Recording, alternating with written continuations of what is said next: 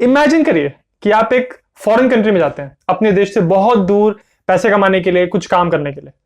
अब वहां पे आप गए, जो बंदा आपको वहां पे लेके गया था वो बंदा गायब। अब आप एक परदेश विदेशी कंट्री में आप पूरी तरह अकेले हैं और वहां पे आपका कोई जानने वाला नहीं है। सब लोग आपसे नफरत करते हैं, आपको मारना चाहते हैं। अब ऐसी सिचुएशन में अगर आप फंस जाएं तो आप क्या करेंगे? कुछ ऐसे ही रियलिटी में हुआ था आज से बहुत समय पहले, और उस कहानी को कहते हैं द ओडिसी ऑफ द 10,000। कहानी शुरू होती है साल 401 बीसी से, यानी आज से लगभग 2-2,500 साल पहले। बहुत पुरानी बात है। उस जमाने में ग्रीक पूरा जो अंपायर था उसमें अभी अभी बहुत एनरेस्ट था, बहुत लड़ाइयां हुई थी, और उसका सबसे बड़ा रीजन था कि अभी रिसेंटली एक हुआ था पेलोपोनेशियन वॉर, जिसमें जो ग्रीक अंपायर की जो दो बड़ी कंट्रीज हैं, एथेनियंस और एक तरफ स्पार्टन्स, इन दोनों के बीच में युद्ध हुआ था और बहुत लंबा युद्ध चला था। पेलोपोनेशियन वॉर के ऊपर मैंने एक अलग से वीडियो बनाया है, उसका लिंक मैं डिस्क्रिप्शन में डाल दूंगा। ये पूरे पेलोपोनेशियन वॉर की वजह से ग्रीक अंपायर में कमजोरी आ गई थी, क्योंकि काफी ग्रीक सोल्जर्स मारे गए थे इसमें। परंतु अल्टीमेटली वो है तो ग्रीक सोल्जर्स, और ग्रीक सोल्जर्स पूरी दुनिया में जाने जाते थे अपने पराक्रम के लिए, अपने युद्ध कौशल के लिए। तो अब लड़ाई तो खत्म हो गई, बट इतने जो ट्रेन्ड सोल्जर्स थे उनको कुछ ना कुछ तो करना था।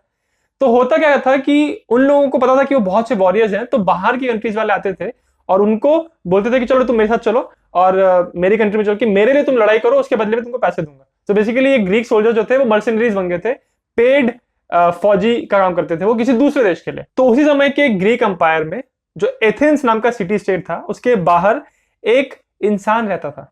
उस इंसान का नाम था जीनोफोन। इसकी उम्र थी 30 वर्ष। ये बहुत इंपॉर्टेंट इंसान है हमारी पूरी कहानी के लिए, बट अभी इसका सिर्फ इतना ही रोल है कि ये एक फिलोसफर टाइप का इंसान था, और सॉक्रेट्स बहुत अच्छे दोस्त थे इसके, तो ये अक्सर सॉक्रेट्स के पास जाके बातचीत करता था और जिंदगी के बारे में सोचता था। तो एक बार क्या हुआ कि इस बंदे को एक उसके दोस्त ने बताया कि कुछ लोगों को इकट्ठा किया जा रहा है, कुछ ग्रीक सोल्जर्स को, जो उनको ये कहा गया है कि तुम जाओ पर्जिया में, और वहां पे साइरस नाम का एक बंदा है, वो बहुत सारे ग्रीक सोल्जर्स को रिक्रूट कर रहा है, भर्ती कर रहा है, और वो बुला रहा है पर्जिया में लड़ाई करने के लिए। तो जीनोफोन को लगा कि चलो ठीक है, मैं भी ज्वाइन करता हूं इस ग्रुप को, क्योंकि जाएंगे पर्जिया, वहां का कल्चर देखेंगे, घूमेंगे फिरेंगे, एडवेंचर देखेंगे और थोड़ा बहुत लड़ाई भी कर लेंगे उसी में। वो खुद एक सोल्जर नहीं था, परंतु उसके अंदर एक टेंडेंसी थी कि उसको बहुत घूमना था, और उसको ये सब घूम फिर के जो उसने एडवेंचर किया था उसके बारे में उसका एक लिखने का बड़ा मन था। तो उसने बोला चलो ठीक है, और इस प्रकार से 10,000 ग्रीक लोगों को इकट्ठा कर लिया गया इस एक्सपेडिशन के लिए, साइरस के साथ पर्शिया में जाके वहां उसकी हेल्प करने के लिए। अब ये जो 10,000 ग्रीक सोल्जर्स थे ये कहीं एक जगह के नहीं थे, ये सारे मिले जुले थे, कुछ एथेंस के थे, कुछ स्पार्टन्स थे, तो पूरा एक मिला जुला ग्रुप था, और ये मर्सिनरीज की तरह अब जा रहे थे पर्शिया। अभी जो साइरस है जो इन लोगों को लेके जा रहा था, इन्होंने ग्रीक सोल्जर्स को बताया नहीं था कि वो क्यों लेके जा रहा है पर्शिया। उसने बस ये कह दिया था कि वहां पे यार कुछ टेंशन चल रहा है, कुछ सिविल अनरेस्ट चल रहा है, तो उसको दबाने के लिए आपकी हेल्प चाहिए, इसलिए वो लेके जा रहा है। बट जब वो उनको लेके पर्शिया में आ गया और पर्शिया के काफी अंदर पहुंच गया, तब उसने अपना जो एक्चुअल पर्पस है वो उसने बताया भैया ग्रीक सोल्जर्स को कि मैं तुमको लेके जा रहा हूं बेबीलोन पे चढ़ाई करने के लिए। और वहां पे था पर्शियन अंपायर का किंग, जो कि साइरस का भाई था, उसका नाम था आर्टाजर्क्सिस, और उसको उसकी गद्दी से हटाने के लिए, उस पर हमला करने के लिए ये इन लोगों को लेके जा रहा था। तो भाई जब ये ग्रीक लोगों को पता चला कि ये क्या बात हुई, भाई हम तो सोच रहे थे कि हमको सिविलियंस का ये जो जहां कुछ दंगा फसाद चल रहा है उसको हमको रोकने के लिए जाना है, ये तो पूरी चढ़ाई करवा रहा है किसी एम्पायर के ऊपर, और कहां पर्शियन आर्मी इतनी बड़ी है और हम लोग दूसरी कंट्री में जाके कैसे कर सकते हैं। बहुत इन लोगों में आपस में लड़ाई हुई, सारे जो ग्रीक लोग थे वो बोले थे नहीं जाएंगे, मतलब बहुत कुछ बहसबाजी हुई, बट अल्टीमेटली साइरस ने बोला ठीक है और पैसे ले लो, और उनको पैसे का लालच दिया।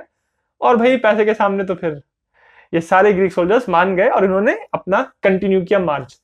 ये बात याद रखिए कि ये बहुत लंबा मार्च था। वो शुरू उन्होंने किया था ग्रीक अंपायर से, और ये पर्शिया में बीच में आ गए थे। लगभग 1500 मील का मार्च था। जब ज्यादा पैसे का लालच देख के ये सारे ग्रीक सोल्जर्स जब मान गए, तो इन्होंने आगे चलते गए, मार्च करते करते फाइनली वो घड़ी आ गई जब इनका सामना हुआ आर्टाजर्क्सिस की आर्मी के साथ। एक तरफ साइरस और एक तरफ उसका भाई, और ये दोनों अब युद्ध के मैदान में उतर चुके हैं। ये साइरस की हेल्प कर रहे थे 10,000 ग्रीक सोल्जर्स, और राजा की हेल्प तो ऑब्वियसली उसकी आर्मी थी उसके पास।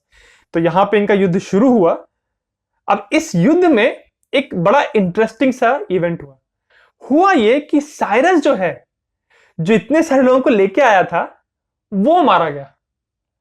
और अब जो ग्रीक फौजी हैं वो पड़ गए असमंजस में कि अब वो क्या करें। वो लोग वहां पे समूचे बचे तो हुए थे, बट उनका जो लीडर जो उनको लेके आया वो तो मर गया। और अब वो पर्शिया के अंदर है और चारों तरफ दुश्मन, और इतने इतने अंदर है, ऐसे भी नहीं कि घर से नजदीक, काफी अंदर आ चुके हैं और अब घिरे हुए हर तरह दुश्मन की तरफ। तो अब जो पर्शियन किंग था जिसने साइरस को मार दिया था, उसने देखा कि हाँ ये ग्रीक सोल्जर्स आए हैं मेरे से मेरी गद्दी छीनवाने के लिए, अब इनको मैं दिखाता हूं। बट इसने कुछ किया नहीं, इसने बोला कि ठीक है चलो, तुम्हारे से, तुम लोग ग्रीक लोग हो यार, तुमसे मेरी कोई दुश्मनी नहीं है। और उसने ये ऑफर किया कि ठीक है तुमको मैं फ्री पैसेज दूंगा, तुम निकल जाओ यहां से, बट तुरंत निकल जाओ, यहां पे रहना मत, दिखाई मत पड़ना।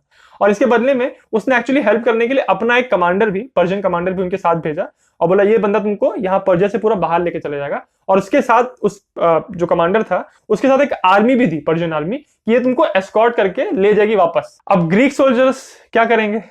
एक कहावत है अंग्रेजी में, beggars can not be choosers. अब उनके पास ऑप्शन तो कोई था नहीं, तो उन्होंने बोला ठीक है भाई जो तुम सही समझो, और उन्होंने एक्सेप्ट कर लिया। अब एक तरफ पर्शियन आर्मी के साथ उनका कमांडर चल रहा था और एक तरफ ये ग्रीक पूरा जो कंटिजेंट है 10,000 लोगों का ये चल रहा था, ये जा रहे थे। फिर ग्रीक सोल्जर्स को डाउट हुआ कि यार ये जहां से हमको लेके जा रहा है ये रास्ता थोड़ा सा अजीब सा लग रहा है, ये बहुत कठिन रास्ता लग रहा है, ये टेरेन ठीक नहीं है। उसके अलावा इनकी सप्लाईज भी खत्म होने लग गई थी ग्रीक लोगों की, और उनको लगा रहा हमको खाना पीना नहीं मिल रहा, अब हम क्या करेंगे। तो ना इनको थोड़ा सा ये इनके खेमे में एक शक की भावना पैदा होने लगी कि ये कहीं हमको कुछ कुछ हमको धोखा तो नहीं दे रहा है। तो इसीलिए जो ग्रीक लोगों का मेन कमांडर था उसने जाके पर्शियन कमांडर से बोला कि भाई यार ये क्या है, हमारे पास सप्लाईज खत्म हो चुकी हैं, तो हमको अजीब से रास्ते से लेके जा रहे हो, हमारे सोल्जर्स को थोड़ी परेशानी हो रही है। तो वहां के पर्शियन कमांडर ने बोला कि ठीक है हम समझ सकते हैं कि आपको प्रॉब्लम हो रही है, तो एक काम करते हैं, हम लोग सब मिल के एक न्यूट्रल ग्राउंड पे मिलते हैं और वहां पे हम अपनी जो भी परेशानियां उसको डिस्कस करते हैं और एक प्रॉपर सोल्यूशन निकालते हैं। तो इस प्रस्ताव को मंजूर करते हुए जो ग्रीक कमांडर था और उसके साथ कुछ ग्रीक कैप्टन्स थे, वो लोग उस मीटिंग की जगह पे पहुंचे। पर अब वहां पे पर्शियन कमांडर अपने साथ बहुत सारे फौजियों को लेकर आया था और उसने इन सारे लोगों को घेर लिया और जितने भी पर्शियन कैप्टन्स थे उन सबको मार दिया, और जो कमांडर था और कुछ और जो इंपॉर्टेंट बंदे थे उनको भेज दिया किंग के पास और उन सबका गला काट दिया गया। अब जो ग्रीक ग्रुप था वहां पे 10,000 फौजियों का, वो कंप्लीटली लीडरलेस, वो कहते हैं ना कि शरीर था उनके पास, उनका सर अलग कर दिया गया था, कोई लीडर नहीं था उनके पास। और अब उनकी जो प्रॉब्लम है वो 10 गुना ज्यादा बढ़ गई थी। वो वहीं एक मुश्किल सिचुएशन में है, उनके पास खाने के लिए कुछ नहीं है, वो एक बाहर के एटमॉस्फेयर में, हॉस्टाइल टेरिटरी में, आसपास पर्शियन आर्मी है और अब उनके पास कोई लीडर्स भी नहीं है। तब भाई ये जो ग्रीक बंदे थे उनमें से कुछ लोग वहीं पे गिर के मतलब रोने लग गए कि अब क्या करेंगे। कुछ लोगों ने बोला भाग जाते हैं, कुछ लोगों ने बोला कि लड़ाई करेंगे, बट अल्टीमेटली देखिए भागेंगे कहां पे, वो लोग हैं तो किसी दूसरी टेरिटरी पर, उनको पता भी, उनको रास्ता भी पता नहीं था ना, ऐसा भी नहीं था कि उनको पता है कि कहां एग्जैक्टली जाना है उनको। वो कहां पहाड़ों से, नदियों से, झरनों से गुजरते हुए निकल रहे थे वो लोग, रास्ता तो उनको पता नहीं था। ये जो पर्शियन बंदे थे ये लोग उनको रास्ता बता रहे थे। तो उन्होंने कहा कि अब ये क्या प्रॉब्लम होगी, कुछ पता नहीं चल रहा था। अभी तक जीनोफोन जो था वो साइडलाइंस में था, कहीं इंपॉर्टेंस उसका नहीं था इस पूरी कहानी में, बट अब उसको अचानक से रात को एक सपना आया कि भाई उसके पूरे कैंप पे बिजली गिर गई है और वो पूरा कैंप जल गया है। तो भाई वो एकदम झटके से उठा और उसको इस बात का रियलाइजेशन हुआ कि यार यहाँ पे वो बहुत बुरी सिचुएशन में फंस गए हैं और अगर कुछ उन्होंने किया नहीं तो वो लोग भाई मारे जाएंगे सबके सब। तो फिर अगले दिन उसने सारे ग्रीक बंदों को इकट्ठा किया और उसने कहा कि अब हम लोग फंस चुके हैं, हमारे पास कोई रास्ता नहीं है, हमारी कोई हेल्प करने नहीं आने वाला, हम पर्शिया में है, हमारा ग्रीक अंपायर बहुत दूर है और यहां हम लोग बस हम ही लोग आपस में मदद कर सकते हैं एक दूसरे की। अब हमको एक्ट करना जरूरी है। तो पहली बात, अब इस बात को गांठ बांध लो कि अपने आसपास जितने भी लोग हैं ये एज्यूम कर लो कि हमारे ग्रीक लोगों को छोड़ के सब लोग हमारे दुश्मन हैं, ये लोग हमको मारना चाहते हैं, पहली बात। दूसरी बात यह कि अब हम लोग यहां रुके या लड़ने के लिए गए वापस तो हम लोग को ये लोग एकदम मिटा देंगे। तो हमारा दूसरा पर्पस यह है कि हमको लगातार अब मार्च करना है, अपना रास्ता ढूंढना है। तीसरी बात, खाने के लिए हमारे पास नहीं है, सप्लाईज नहीं है, तो हमको we will live off the land, मतलब हम मार्च करते चलेंगे, रास्ते में जो भी मिलेगा, हम चाहे भेड़ बकरी, खाने पीने का पेड़ पौधे जो भी मिल रहा है, लोगों के पास सामान मिल रहा है तो वहां से लेते चलेंगे, उनसे खाते चलेंगे। अल्टीमेटली हमको जमीन से ही गुजर बसर करना है, हमको किसी और से हमको कोई सप्लाई नहीं करने वाला। इन सारी बातों के साथ उसने अपने सारे बंदों को एक तरह से मोटिवेट किया और इन लोगों ने मिलकर एक इलेक्शन किया छोटा सा और इसमें उन्होंने अपने वापस नए लीडर्स को चुना कि हाँ ये बंदे हमको लीड करेंगे। उसमें ऑब्वियसली जीनोफोन का भी नाम था और इन्होंने अब अपना मार्च कंटिन्यू किया। ये लोग अब रात को मार्च करते थे और दिन के टाइम छुप छुप के चलते थे, या फिर अल्टीमेटली ऐसे रास्तों को चुनते थे जहां पे उनको बहुत ही कम लोगों से भिड़ना पड़े। और ये जहां जहां भी जा रहे थे वहां पे देख रहे थे कि इनकी हेल्प हो सकती है क्या, कोई इनकी मदद कर देगा खाने वाने के लिए। नहीं मिलता था तो ये भाई जानवरों को या फिर पेड़ पौधों से सामान लेके, कुछ भी मिल रहा है तो बस खाते हुए आगे बढ़ रहे थे। और ऐसा नहीं था कि ये लोग इन पे अटैक नहीं हो रहे थे, इन पे लगातार अटैक हो रहे थे। इस पूरे मार्च के दौरान, ये 1500 मील का जो मार्च था, इस पूरे मार्च में बहुत बार इनको लड़ाई करनी पड़ गई थी। बट अल्टीमेटली इन लोग का जो प्लान था कि हम लोग ऐसे एरिया से गुजरेंगे जहां पे हमको नेचुरल हेल्प मिले, यानी अगर लड़ाई करनी पड़ जाए तो हम पहाड़ों के आसपास रहें, ताकि माउंटेन वॉरफेयर का हम अच्छी तरह से इस्तेमाल करेंगे अपने फेवर में। तो इसी वजह से कई बार ऐसे रीजन से गुजर रहे थे जहां पे जो लोकल लोग थे वो तो इनकी हेल्प कर रहे थे, बट कई बार लोग प्रॉब्लम भी कर रहे थे कि तुमको हम यहां से जाने नहीं देंगे, तो वहां उनको लड़ना पड़ रहा था। तो ऐसे करते कराते ये कुछ सालों के बाद ये लोग मार्च करते करते करते करते फाइनली ये पहुंच गए ब्लैक सी के बाद, और उसके बाद क्रॉस करके वापस ग्रीक एम्पायर। आप ये सोचिए कि ये 10,000 का जो ग्रुप था, इसमें से 3/4 हिस्सा जो था इसको जिंदा वापस लेके आ गया था ज़ीनोफोन। और इस पूरी ये जो एक्सपेडिशन था, जो सक्सेसफुली वापस आ गए थे 3/4 लोग, उसका सारा श्रेय ज़ीनोफोन को दिया जाता है। ऐसा कहा जाता है कि अगर इस बंदे ने मौके पे खड़े होके इन लोगों को मोटिवेट नहीं किया होता तो या तो वहां पे वहीं पे समझ जाते, या फिर यहां वहां भाग जाते, सब अपने अपने अपने रास्ते चले जाते, और एकजुट होकर यूनिटी का जो उनका पावर था उसको लोग लेवरेज नहीं कर पाते। बट इस बंदे के मोटिवेशन की वजह से, इसकी जो बोलने का तरीका था उसकी वजह से कैसे ये सारा ग्रुप एकजुट रहा, और हालांकि सालों लग गए बट अल्टीमेटली ये लोग घर पहुंचे। और इसीलिए ऐसा कहा जाता है ग्रीक एम्पायर में कि अलेक्जेंडर के पहले अगर कोई बहुत इंपॉर्टेंट, कोई बहुत बड़ा कोई सोचने वाला चालाक कोई लीडर हुआ था तो ज़ीनोफोन ही था। ज़ीनोफोन ने इस मार्च को जो लीड किया था, उस मार्च को कंप्लीट करने के बाद कुछ सालों के बाद इसने किताब भी लिखी थी। उस बुक का नाम है एनाबेसिस। उस किताब को आप एक्चुअली आज भी पढ़ सकते हैं।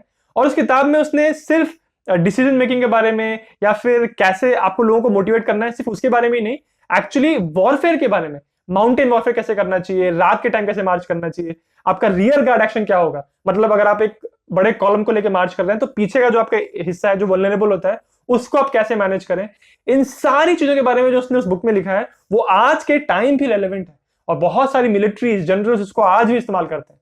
तो आप सोचिए उस टाइम की लिखी बात और उस टाइम की सोच कैसे अगर सही तरह से सोची गई हो और सही कंडीशंस को दिमाग में रखकर सोची गई हो तो आज भी वो बातें रेलेवेंट होती है। ये जो पूरी कहानी है 10,000 ग्रीक फौजियों की, इसको द स्टोरी ऑफ द 10,000 या फिर सिंपली द 10,000 भी कहते हैं। और इससे एक बहुत बहुत इंपॉर्टेंट पर्सनल शिक्षा भी मिलती है। वो ये है कि अगर आपकी लाइफ में कभी पर्सनली आपको ऐसा लगता है कि आप एक बहुत बड़ी क्राइसिस में फंस गए हैं, संकट आ गया, आप पे विपदा आ गई है, तो एक तो ऑप्शन होता है कि अब ऐसे सर पे हाथ रख के बैठ जाओ कि गए, अब तो बस आप कुछ नहीं कर सकते, अब तो गया, ऐसे सोचने लग जाओ। दूसरा रास्ता होता है कि इस बात को रियलाइज करो कि हाँ भाई प्रॉब्लम तो है और बहुत बड़ी प्रॉब्लम है, पर अब करें क्या। सॉल्यूशन सेंट्रिक माइंड जो होता है कि आप प्रॉब्लम सेंट्रिक नहीं सॉल्यूशन सेंट्रिक बने, कि प्रॉब्लम पड़ चुकी है बट अब करें क्या आगे निकलने के लिए, इससे बाहर निकलने के लिए क्या कर सकते हैं, ये माइंडसेट होना बहुत जरूरी है। और ज्यादातर लोग एक्चुअली पैनिक ही करते रह जाते हैं, उसका सॉल्यूशन वाले मोड में जा नहीं पाते। बट अगर आप प्रॉब्लम को एक्नॉलेज करके उसको साइड में कर दो और सॉल्यूशन पे फोकस करो तो ज्यादातर जिंदगी की प्रॉब्लम्स जो होती हैं वो इस माइंडसेट से आप सॉल्व कर सकते हो। और यही बात इस 10,000 सोल्जर्स के मार्च ने दिखाई और इस बात को प्रूव कर दिया कि अगर मन में आपने डिसाइड कर लिया है कि आप जिंदा रहोगे, आप प्रॉब्लम को सॉल्व करोगे, तो चाहे आपके सामने पर्शियन आर्मी हो, चाहे 1500 मील का मार्च हो, चाहे सालों साल का भूखमरी, बीमारी या इतनी मुश्किल कंडीशंस में मार्च हो, जीत सिर्फ आपकी होगी।